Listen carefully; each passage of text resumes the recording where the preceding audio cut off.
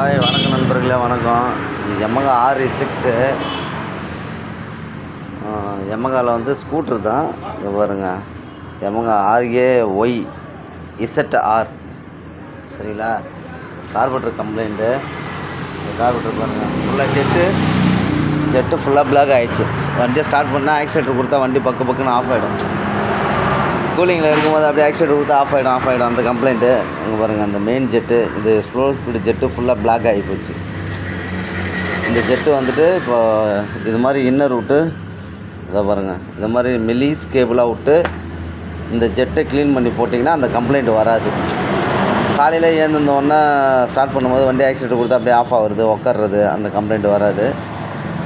சும்மா இது ரொம்ப ஹோல் பெருசாக இருந்தாலும் வண்டி மைலேஜ் வராது. சரிங்களா? அதனால் அந்த மெயின் ஜெட்டும் இந்த ஜெட்டும் க்ளீன் பண்ணி போட்டிங்கன்னா பக்காவாக இருக்கும். ஏன்னா இதில் கொஞ்சம் கார்பரேட்டர் கழட்டுறதுக்கு கொஞ்சம் சிரமம்.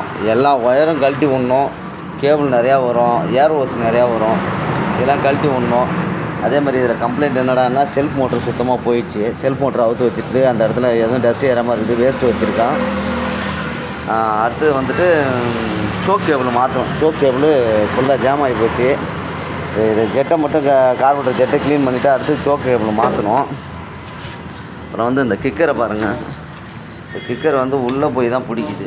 இது உள்ளே போய் பிடிக்குது, ரிட்டர்ன் வரல. இதெல்லாம் இப்போ வந்து கழட்டி சர்வீஸ் பண்ணணும்.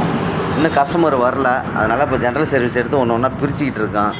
அதேமாதிரி பேக்கில் இண்டிகேட்டர் இல்லை, இண்டிகேட்டர்லாம் போடணும். ஃபுல் சர்வீஸ் தான் வந்திருக்கு எல்லாமே. இப்போ தான் கார்பரேட்டர் அவுத்தான்.